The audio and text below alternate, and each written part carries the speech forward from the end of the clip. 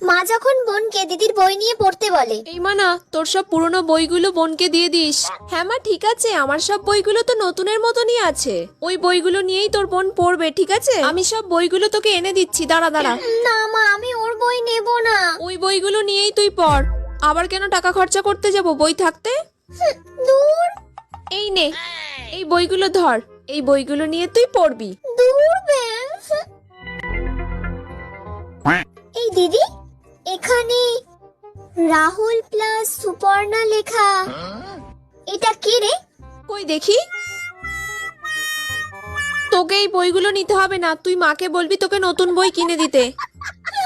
এবার মজা দেখাবো। তাহলে তুই মাকে বল আমাকে নতুন বই কিনে দিতে। কি রে, তোর বইগুলো তুই ওকে দিচ্ছিস না কেন? না মা, আমি আমার বই ওকে দেবো না, তুমি ওকে নতুন বই কিনে দাও। হ্যাঁ মা, আমিও তো ওকে সেটাই বলছি যে আবার নতুন বই কেনার কি দরকার, তোর বই নিয়েই তো আমার হয়ে যেত।